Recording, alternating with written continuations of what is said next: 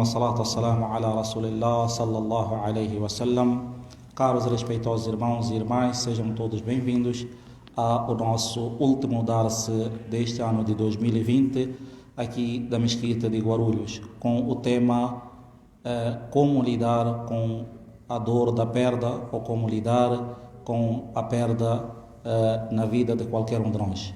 E para este tema importantíssimo e ao mesmo tempo também nada fácil de abordar e de falar, nós temos aqui como os nossos convidados ou como as nossas convidadas hoje a nossa queridíssima doutora Jihad, e também temos aqui a nossa queridíssima doutora Andrea Madlum.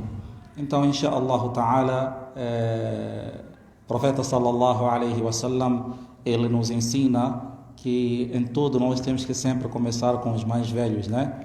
E com todo respeito, então, nós iremos dar início deste nosso programa de hoje com esse tema, conforme todos vimos, como lidar com a dor da perda, inshallah, com a doutora Jihad. Podemos já iniciar? Assalamu alaikum wa rahmatullah. O tema é sobre morte e também sobre luto. E é lógico que eu não vou falar do ponto de vista religioso, porque eu realmente não sei muito, mas é mais como minha experiência profissional, acho que a doutora Andréa também, a experiência médica, a experiência filosófica também, de como a gente lida com a morte. E quando nós falamos sobre morte, a gente também tem que falar sobre a vida, quer dizer, as duas andam paralelos, elas não são inimigas.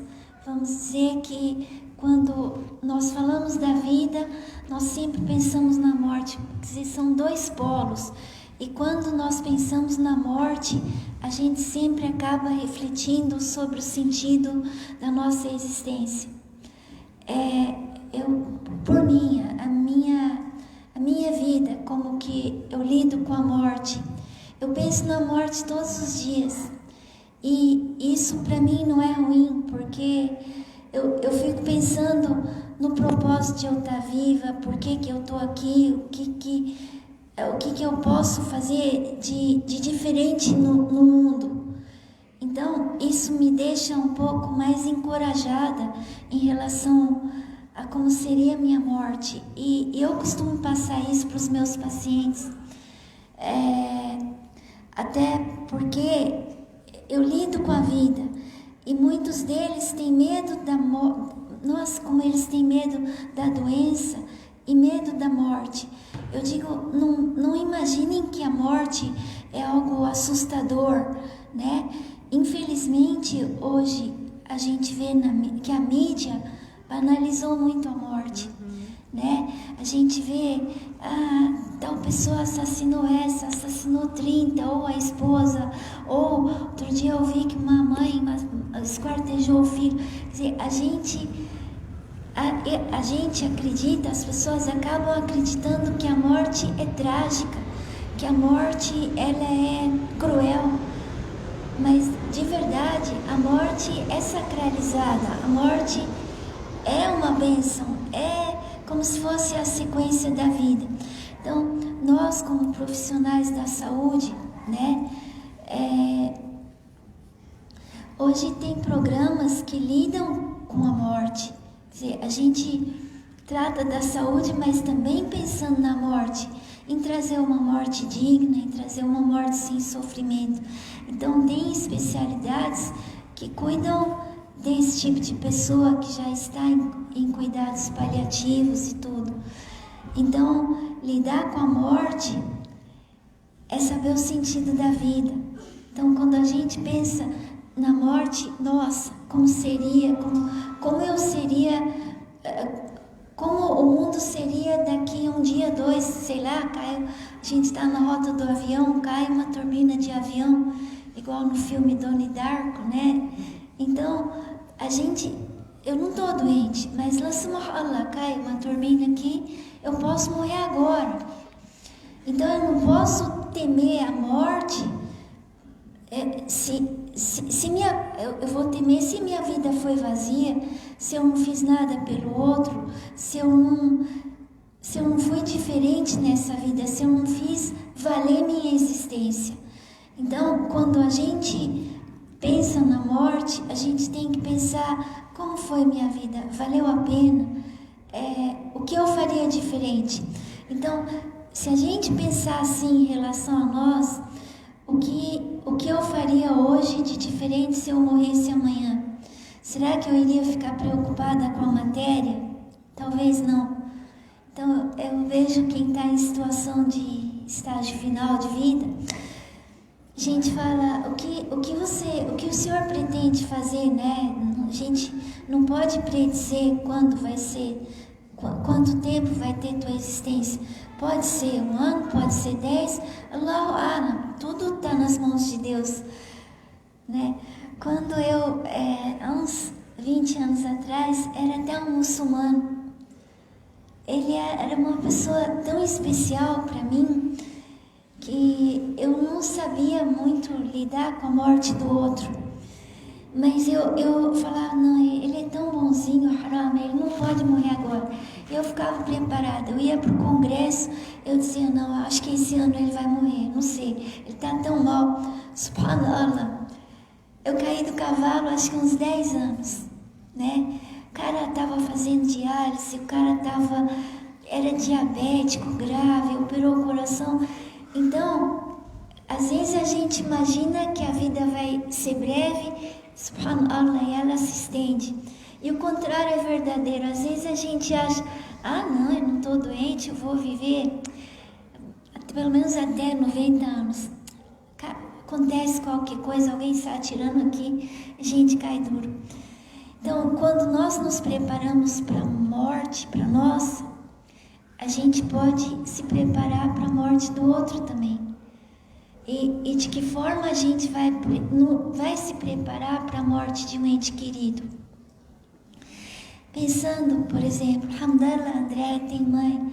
O que eu posso fazer pela minha mãe hoje? Subhanallah, a probabilidade do mais velho ir antes é maior do que uma criança. Ela quer ir no mercado. Vou fazer um sacrifício, vou levar ela no mercado. Vou levar uma coisinha para ela. Então, esse preparo do luto, a gente tem que fazer antes da gente perder a pessoa. O remorso é muito doloroso, né? A gente carregar a culpa, né? Eu vou falar brevemente, em termos médicos, como é que as pessoas lidam com a morte, né? Alguém da nossa família, algum ente querido morreu nessa época de pandemia, essa época que a morte é cruel, né? Quer queira, quer não, né? A pessoa morreu de Covid, está lá no hospital, sozinha, numa sala gelada, branca, pessoas desconhecidas, mascaradas, morreu sozinha, sem ninguém. Foi uma morte cruel para ela, foi uma morte indigna, e as pessoas de casa também estão sentindo que foi indigna. É diferente da morte antiga, que as pessoas sentiam, que o pai sentava assim, deitado no leito da morte: olha, eu quero que vocês, um ajuda o outro. Então, tinha aquela despedida, a morte era sentida, a morte era vivida. E a gente aprende em geriatria que a morte tem que ser digna. Esse negócio da gente querer ser um Deus na nossa profissão, não, essa pessoa não pode morrer, tudo é bidala, não pode ficar doente. Não, a doença também é um ensinamento. A morte de um ente querido, uma doença, por exemplo, uma doença grave, um câncer terminal, acaba sendo um ensinamento para essa pessoa que está terminal e para aquela pessoa que está ao redor dela. Então, mudar o sentido da vida, mudar a direção da vida. Então, quando a gente perde alguém, a primeira sensação é de incredulidade, né? De negação. Puxa, por quê? Por que ele foi morrer? Eu não estou acreditando. E a gente depois começa a falar, mas eu acho que eu tenho culpa nisso. Puxa, eu não fui uma boa filha. Puxa, eu não fui uma boa irmã. Puxa, eu não fui uma boa mãe, não fui uma boa vizinha. Então a gente se culpa. E se eu fizesse isso? Então, antes de a gente entrar nesse luto de e se, a gente tem que fazer enquanto não perder o outro. Então a gente falou de incredulidade, negação e culpa, né? Depois a gente começa a refletir sobre a vida daquela pessoa, sobre a morte daquela pessoa, sobre os encantos que nós passamos juntos, e a gente acaba relembrando só coisas boas, né? E quando a gente acaba lembrando só da pessoa sorrindo, da pessoa, das coisas, dos atos bons, isso traz um alívio, traz uma paz. Aí a gente, como médico, como eu faço muita geriatria, a gente não pode precisar quanto tempo vai ser o luto. Em média, que a gente percebe, 90 dias. 90 dias é um luto aceitável. Passou de 90 dias, a gente já acredita que a pessoa já está entrando em depressão. Então ela vai ter que fazer um tratamento psicoterápico, vamos dizer, multiprofissional, né? Inclui fisioterapeuta, inclui psicoterapeuta, inclui assistente social, inclui médico. Então, às vezes o médico sozinho não consegue, a família sozinha não consegue tirar aquela pessoa da inércia, do remorso. E algo que eu tenho percebido, né, de como essas pessoas estão lidando hoje com esse luto, antigamente, aqui na Mesquita de Guarulhos, essa celebração do óbito, né, a Maria, ou então na Jabene, ficava soando, entoando, né, o Corão. A gente sentava e ficava refletindo. Eu sinto falta daquilo. Eu vou visitar menos pessoas sãs. Eu visito, parece que para mim, ir num velório, para mim, fica mais rico, porque eu fico refletindo sobre a vida e a morte. Eu vou falar para as mães, para os avós, de que não deixem de deixar os teus filhos, os teus netos, sentirem a morte de um ente querido. É importante, tá?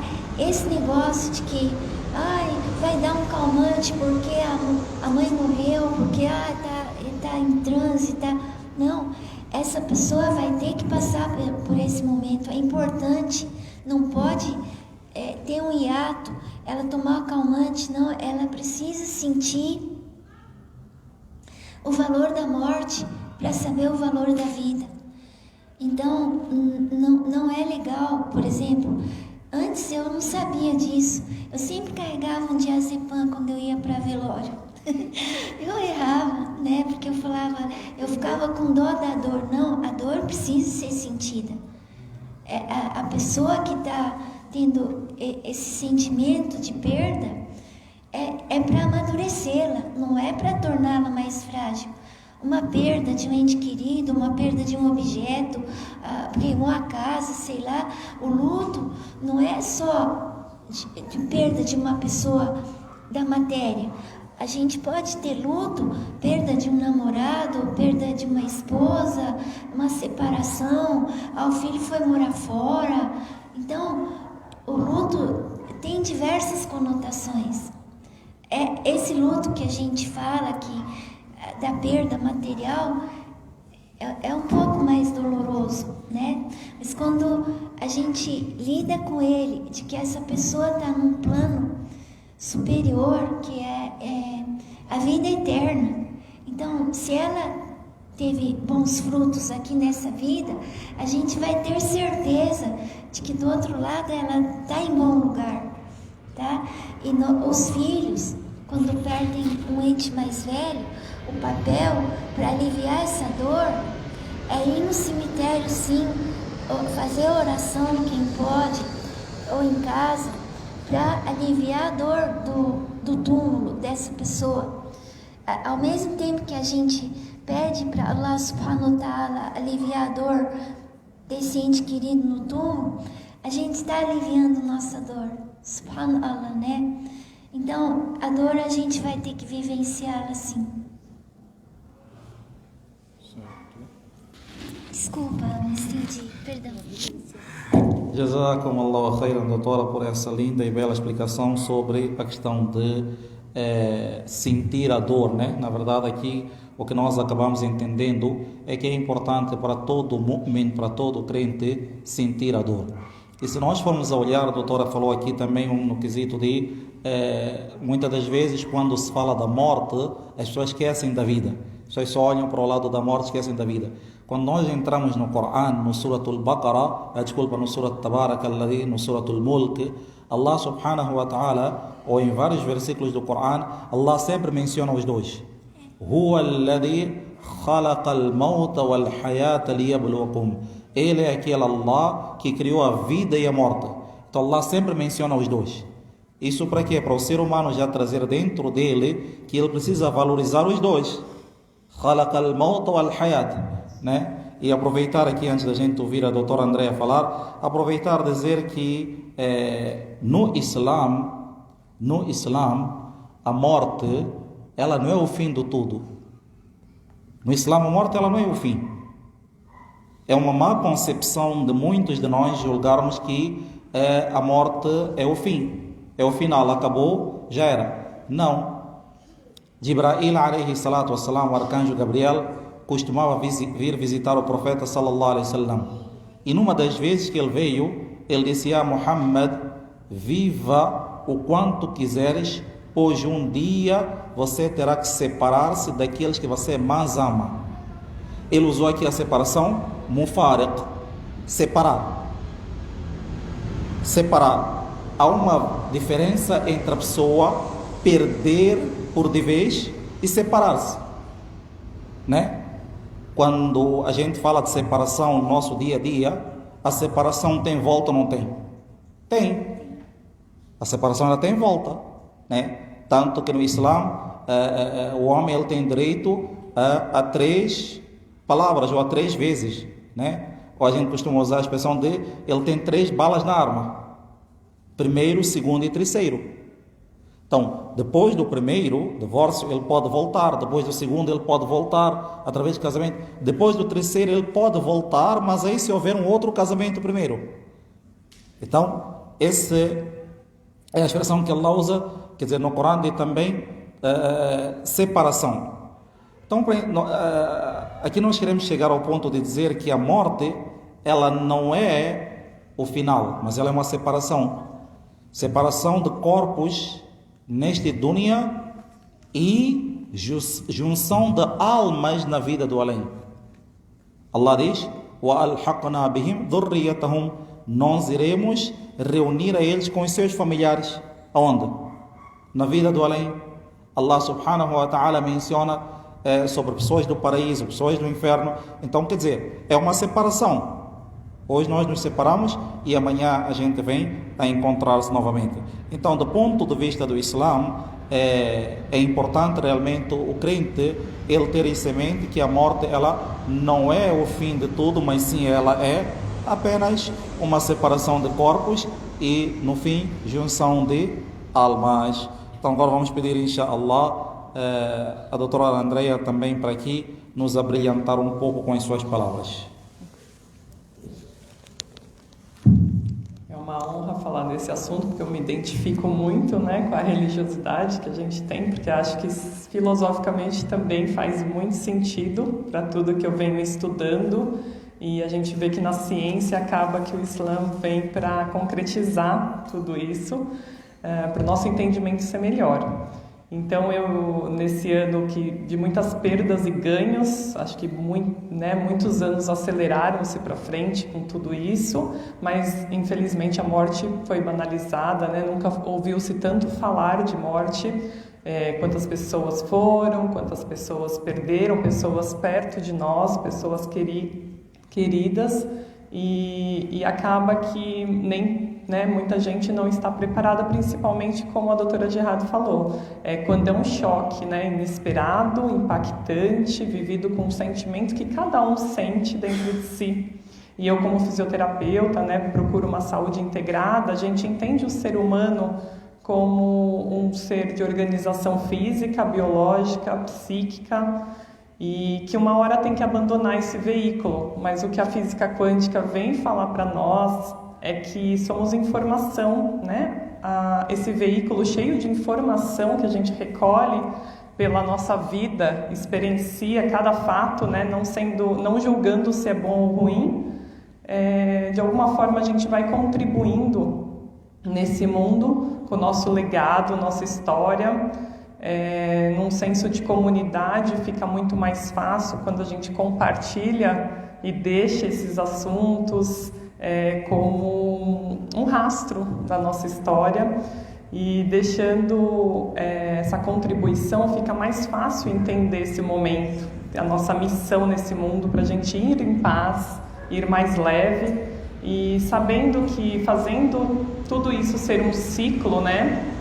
Então, entendendo a biologia, a gente vê que quando o bebê nasce, ele sofre os 3 meses, ele sofre aquele momento de adaptação, porque ele estava no mundo que era bom, hoje ele vem para um mundo que ele não conhece, é desconhecido, então vem com um certo receio, um certo medo, e depois de 3 meses ele vê o quanto ele está num lugar bom e que as pessoas acolheram ele. E eu entendo a morte como um fim do ciclo da vida, um fim das nossas experiências no mundo físico, mas que de lá em seguida, como o Chay falou com muito mais expertise, temos uma continuação da nossa frequência de amor. O que eu falo muito para os meus pacientes quando a gente lida com esse assunto é que, como a doutora Gerardo falou, é importante viver as fases do luto. Muitas vezes as pessoas estavam em algumas sessões de relaxamento, enfim, naquele momento do luto não estavam presentes psicicamente falando, e depois de 2 anos vieram a sentir muita dor. Então, revisitar esse momento é importante, estar nele mais importante ainda no momento que acontece, alguns mais fortes, outros precisando ser acolhidos, e eu acho que a religião vem bem para isso, para acolher, para dar conforto naquele momento, e com algumas palavras dos chais queridos que a gente tem, e somos privilegiados por eles falarem em português e a gente conseguir entender melhor. E a gente também tem sempre uma pergunta, né, para fazer. Para que existe a morte? Por que a gente morre, né, Chay? Então, eu entendo como sendo uma oportunidade de outras pessoas nascerem, né? A pessoa que está indo, ela está dando essa oportunidade para outro vir à vida. Então, de novo, a dualidade, vida e morte. E, ao mesmo tempo, quando eu passo por isso, eu penso que saímos do piloto automático das nossas vidas, em que cada vez a gente está mais dentro dele, né? Alguns com a mente mais desperta, consegue entender isso de uma melhor forma, entender aquele momento, por alguns instantes estar na empatia e no lugar do outro, para entender a dor do outro ou mesmo sendo a sua dor. E naquele momento a gente só tem uma coisa a pensar, né? A oportunidade que Allah está dando, né? Para que a gente tenha mais um momento de vida, mais uma oportunidade de viver, experienciar ela e dar o nosso melhor todos os dias para todos que passam ao nosso redor. Deixar nossa sementinha, ou mesmo cada um na sua percepção, entender aquele momento de forma diferente. E na fisioterapia integrativa, né, no alinhamento de vida que eu faço, junto com isso, eu entendo que é importante revisitar e ressignificar esse momento, não sempre porque doeu, porque é uma fase dolorida, algo que eu não quero pensar, porque em algum momento, se a pessoa não passou pela morte, ter medo da morte, ou se passou e é dolorido, ter medo de revisitar. E aí coloca a poeirinha embaixo do tapete e assim vai vivendo com essa dor. E essa dor em algum momento vai vir à tona de alguma forma, tanto física como mental, né? E é importante a pessoa ter o apoio, né, dos profissionais da área da saúde de alguma forma, para conseguir entender esse momento melhor, para conseguir dar um significado e uma leveza para a própria vida, né? Deixando uma paz mesmo interior e que ele continue não paralisando nesse momento, porque afinal de contas, geralmente quando acontece, né, a morte, a pessoa fica realmente pensando e fixando nesse momento ou naquele ente querido. Às vezes uma coisa simples, que é comer um pão que ele gostava todas as manhãs e fazer o mesmo caminho, a pessoa faz isso a vida inteira e não percebe que isso em algum momento tem que acabar. A pessoa precisa às vezes realmente de ajuda para sair da inércia e virar a página dessa história, sair do efeito hipnótico desse momento e tentar fazer conexões novas, né? O nosso cérebro é muito inteligente, a neurociência todos os dias explica que a gente tem neuroplasticidade, a gente tem uma inteligência cerebral muito intensa e que as nossas células podem se regenerar a cada instante. Então, o momento que você faz um pensamento diferente, uma atitude diferente, uma ação diferente que seja, você está fazendo uma nova conexão cerebral, um novo pensamento vem e sua vida começa a fazer diferença para que você siga nesse eixo evolutivo que é a vida. MashaAllah, Jazakumullahu khairan. Então vou começar aqui com certas perguntas, né? Para a gente aprender ainda mais com as nossas queridíssimas doutoras. É nós enfrentarmos essa dor da perda de um ente querido que se foi, etc. E outro é aquele sentimento que está lá no fundo do coração e a pessoa ela não consegue descobrir o que é. Como é que nós trabalhamos esse sentimento? Como é que nós trabalhamos esse tipo de situação? Às vezes é uma baixa estima, às vezes é um certo sentimento que a pessoa tem com alguém ou algo parecido.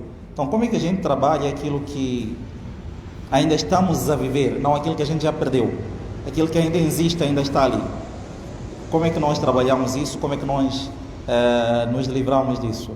Direita, esquerda. Vamos começar com a doutora Aisha. Fadilat Sheikh, esse também é um preparo para o luto, né? Porque nós podemos fazer falta para essa pessoa ou essa pessoa pode nos fazer falta. Olhar para essa pessoa com um olhar de compaixão, porque às vezes a gente tem raiva do modo como ela tem raiva de algumas coisas, né? Então, quando nós olhamos para o outro como um ser ímpar, que ele tem suas características próprias, eu vou respeitá-lo do jeito que ele é e para que essa pessoa possa me respeitar do jeito que eu sou. Eu acho que é um caminho para que haja paz no relacionamento, para que depois não haja o remorso, tá? Esse sentimento de raiva, nossa, por que essa pessoa é assim ou assado? Todos nós somos distintos, né? Somos ímpares. Então, quando nós olhamos para o outro como um ser diferente, ímpar, e perdoamos as coisas que ele tem de diferente, que nos desagrada, isso vai abreviar depois no futuro a nossa dor, tá? Não adianta depois que morreu falar, nossa, podia ter perdoado essa característica dele. No fundo, ele não era tão mal assim, né? Então, procurar ver as coisas boas, né? Outro dia eu estava ouvindo uma pessoa falar, não é só o vírus da Covid que mata, não.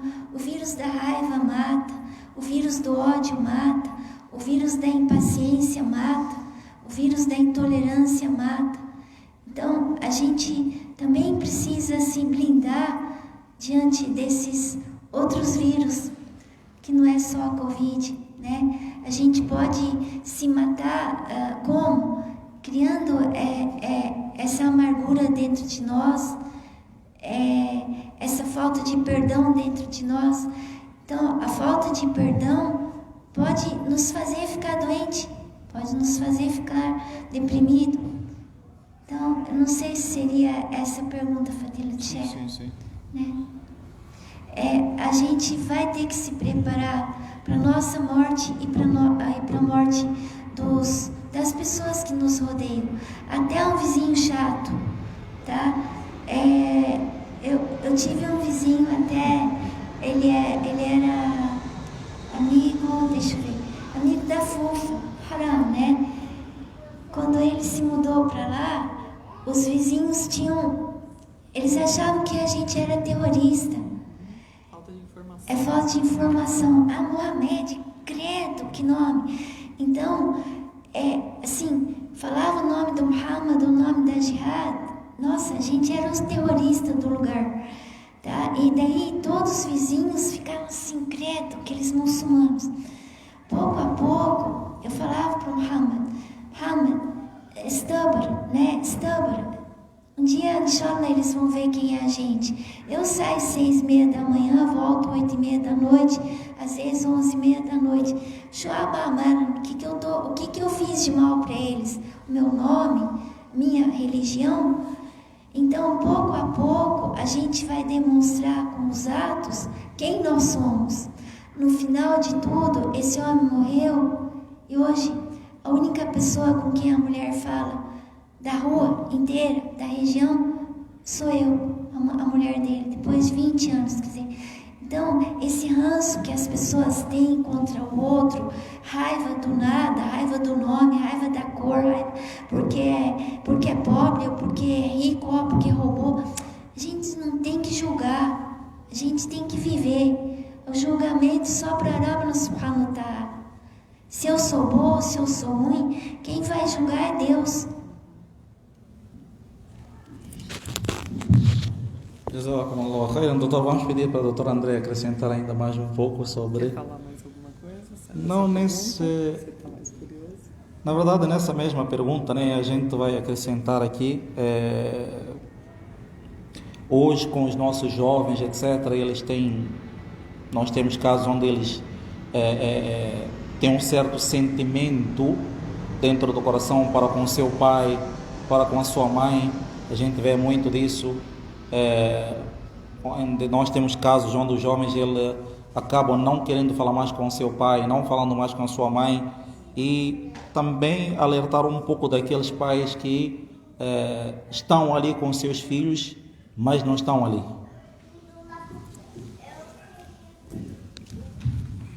O fato de o próprio filho não falar com o pai, ou o pai não falar com o filho, seria interessante ver o momento que eles viveram juntos, né? Então, na maior parte das vezes, acho que a religião pode falar de uma outra forma que a gente ainda não chegou, mas que é o ego, né? O ego significa o próprio egoísmo.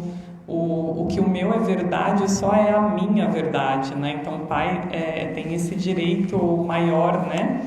E aí, numa visão mais sistêmica que a gente conversa hoje em dia em outras ciências, é que os pais, não só os pais, e aí onde eu entro com a parte que a morte é uma ilusão, né? Porque, como eu disse, somos um conjunto de informações, e se somos um conjunto de informações, todas as nossas células carregam todos os nossos antepassados, as histórias deles, as culturas, as crenças, pensamentos, mesmo que seja, eu costumo falar, uma lealdade invisível. E com tudo isso, por mais que o filho queira julgar o pai, a gente percebe hoje em dia que a vida dele não vai para frente. Ele talvez seja com o pai, não tenha a prosperidade financeira, se for com a mãe não tenha o sucesso. Então a própria ciência vem trazer uma coisa que a nossa religião muito lindamente já explicava para nós, né? Honrar nossos pais e as suas histórias. Então eu costumo dizer que o nosso corpo guarda marcas, e a gente percebe isso em todas as as terapias, né? Às vezes as pessoas nem querem falar disso, mas que a gente sabe que tem ali alguma dor, alguma raiva, ela bebendo às vezes da própria raiva, né? Porque para o outro, cada um tem a sua verdade, não adianta provar o próprio ego para o outro, porque não vai fazer sentido, né? E às vezes até o pai não consegue descer ao ponto de ter essa empatia com o filho, né? Entender que também não é fácil para ele viver aquela história, que ele está tentando fazer diferente até para comprovar uma identidade dele e provar alguma coisa para ele mesmo. Então, a humildade, a empatia de estar vivendo um sentimento, compartilhando esse sentimento e pensamento do outro é bem importante. E trazendo isso para a nossa história, é que se a gente não honra, né, os nossos antepassados, a nossa vida mesmo não vai para frente. Então isso é o que mais de moderno tem se falado hoje em dia. Certo, Jazakumullahu khairan, que essas palavras sirvam como de lição para todos nós, que a gente possa aprender muito com isso. Me veio uma passagem, uma história verídica, né, nesse quesito de relação entre pai e filho e dessas mágoas. Tem um jovem chamado Muhammad Qahtani, saudita. Este jovem, ele conta, um bom palestrante, ele se tornou um bom palestrante.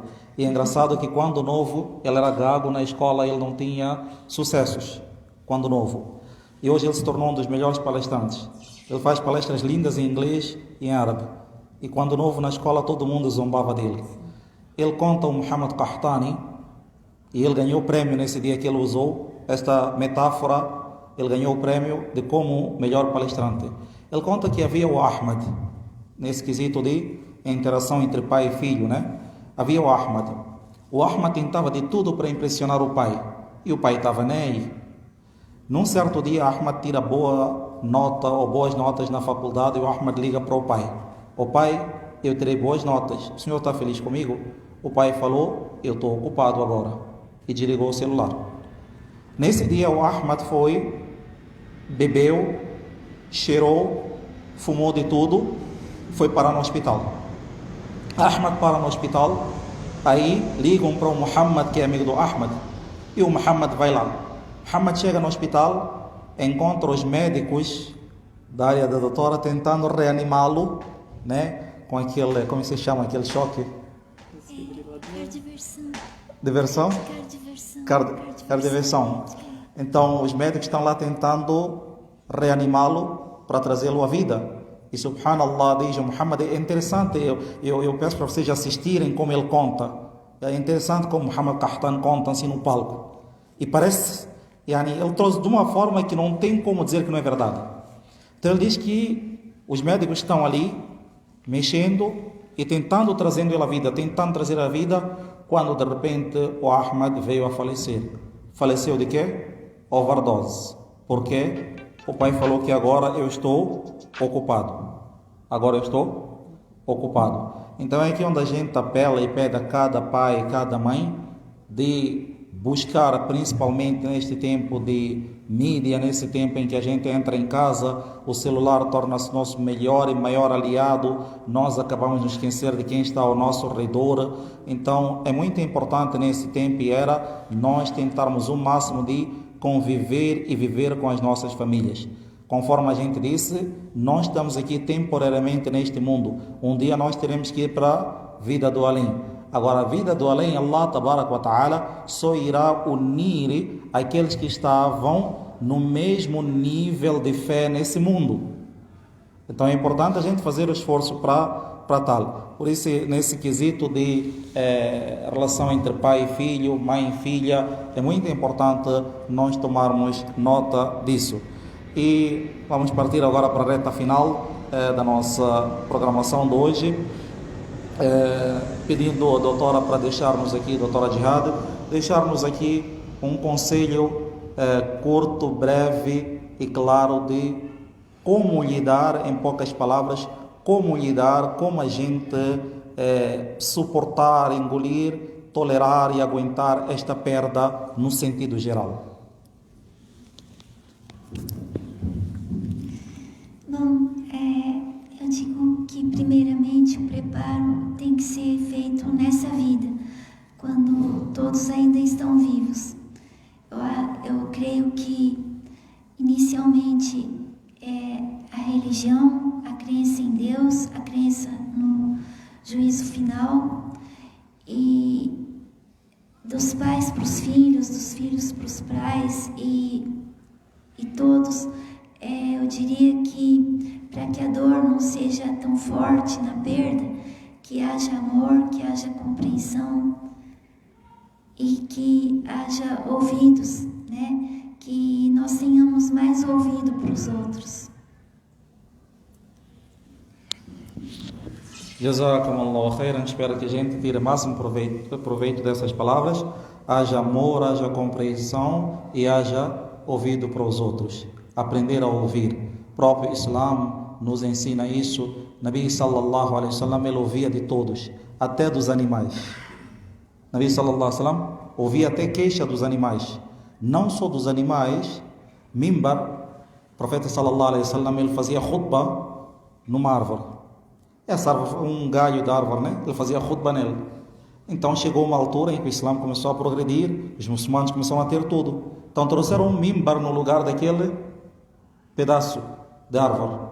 E pedaço da árvore começou a chorar. E Nabi sallallahu alaihi wasallam deu atenção. Qual foi a atenção? Para pedaço da árvore. Qual foi a atenção? Que Nabi sallallahu alaihi wasallam enterrou aquele galho embaixo do mimbar. Embaixo do mimbar, ele enterrou ele. Então você ainda está em conexão com a gente. Nabi sallallahu alaihi wasallam entrou no jardim de alguém, de um dos seus companheiros. Um camelo veio até ele e começou a chorar. Ya Rasulallah, o meu dono, ele me sobrecarrega nas tarefas.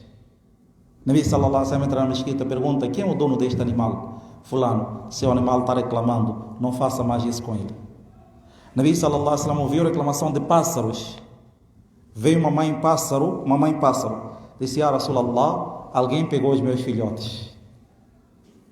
Alguém pegou os meus filhotes. Nabi sallallahu alaihi wasallam pergunta para os seus companheiros: quem foi que pegou os filhotes desse pássaro?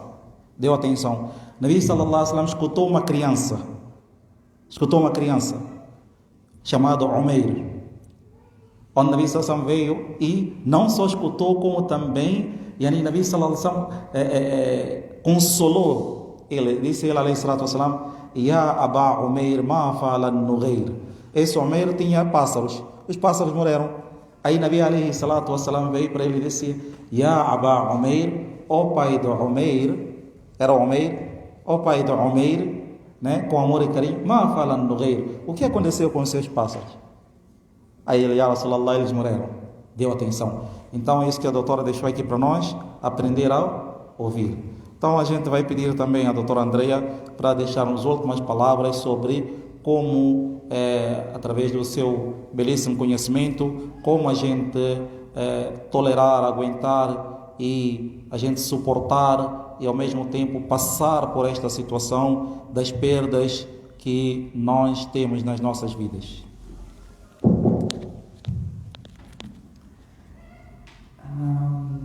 Como suportar a dor da perda? Eu diria primeiro para a gente olhar para a morte, não ter medo de olhar para a morte, falar sobre isso. Eu comentei no Instagram um livro, o nome dele é A Morte é um Dia que Vale a Pena Viver. Então tem muito curso que a gente faz em relação a isso, para entender e estar nesse momento. Lendo sobre isso, dando o nosso apoio, assim, a nossa contribuição para o mundo, nossa doação, fazer o paciente ou mesmo as pessoas irem atrás do que elas estão fazendo aqui, da sua missão, do seu propósito de vida, e já vai fazer um sentido enorme você cuidar de si, né? Ao momento que a gente perde o tempo rico que Deus proporcionou para a gente estar nesse mundo ainda, a cada manhã a gente inspirar e poder abrir os olhos e saber que está vivo, e você agradecer por isso, né? Esse momento de gratidão faz com que seu corpo receba um transbordamento de substâncias bem interessantes que vão motivar o nosso dia a dia para nos dar esse movimento, né? A vida é um movimento nosso, e trazer para quem já foi e ainda dói a dor da saudade, a gente sabe que dói, a pessoa revisitar esse momento, ressignificar e aprender muito com tudo isso da melhor forma possível, estar aberta, né? Fazer com que a sua mente esteja desperta para entender essas infinitas possibilidades que é a vida. É isso. Jazakumullahu khairan, querida doutora Jihad e doutora Andreia também, por essas belíssimas palavras, que inshallah ta'ala nós possamos acatar, possamos entender e pôr em prática e transmitir aos outros. Queridos irmãos e queridas irmãs, vamos finalizar dizendo o seguinte: لِكُلِّ شَيْءٍ إِذَا فَارَقْتَهُ عِوَضٌ وَلَيْسَ لِلَّهِ إِنْ فَارَقْتَ مِنْ عِوَضٍ. Diz o poeta, para tudo existe um substituto. Para tudo existe um substituto, menos para Allah. Se a gente perde uma mãe hoje, nós conseguimos colocar alguém naquele lugar. Se a gente perde um pai hoje, conseguimos colocar alguém naquele lugar. Perdemos um carro hoje, conseguimos colocar outro carro naquele lugar, né? E é óbvio que mãe é mãe, mas é pai, mas não há sombra de dúvida que a gente consegue colocar alguém ali, né? É óbvio que aqui também foi deixado claro que temos que viver este luto, viver esse sentimento, mas a gente também consegue substituir. Então o poeta ele diz: لِكُلِّ شَيْءٍ إِذَا فَارَقْتَهُ عِوَضٌ وَلَيْسَ لِلَّهِ إِنْ فَارَقْتَ مِنْ عِوَضٍ. Para tudo há um substituto, menos para Allah. Se a gente perdeu Allah, jamais alguém ou algo pode ocupar o lugar de Allah subhanahu wa ta'ala no nosso coração. Portanto, a última mensagem aqui a deixar é essa, que nós temos que fazer o máximo possível de nunca perder Allah tabarak wa ta'ala de dentro dos nossos corações, para que a gente possa ter forças e amparo em tudo aquilo que a gente vier a perder. E foi nisso que Nabi alayhi salatu wassalam apoiou-se, no amparo de Allah subhanahu wa ta'ala em todos os momentos. E todos os outros profetas, né? Tanto que a gente ouve no Coran a queixa e a chama, ou o chamamento de todos os profetas, qual era? Ibrahim, quer dizer, Ibrahim alayhi salatu wassalam, quando estava lá dentro do fogo, clamou por quem?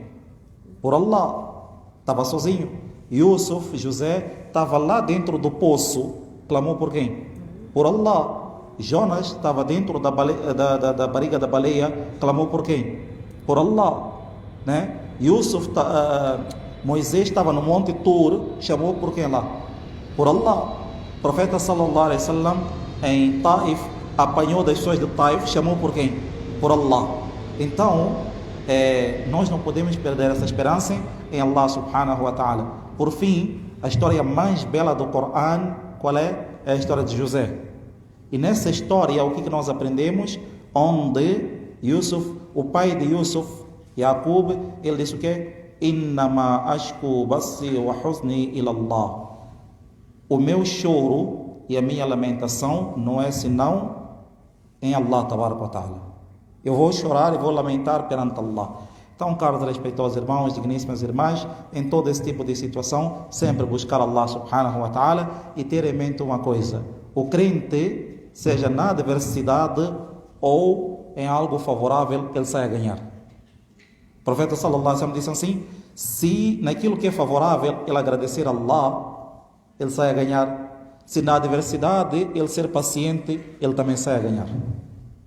Então, ser grato e ser paciente. Que Allah subhanahu wa ta'ala dê-nos compreensão de tudo aquilo que ouvimos, possamos pôr em prática. Jazakumullahu khairan, querida doutora Jihad, e jazakallahu khairan também, doutora Andreia, por estarem aqui com a gente nesse último darse do ano de 2020. Esperamos que Allah subhanahu wa ta'ala faça o ano de 2021 mais leve e afável para todos nós, e que a gente possa conseguir passar por todas as turbulências da nossa vida, tendo amor em Allah tabarak wa ta'ala e seguindo os passos de Nabi alayhi salatu wassalam. Wa akhiru da'wana alhamdulillahi rabbil alamin.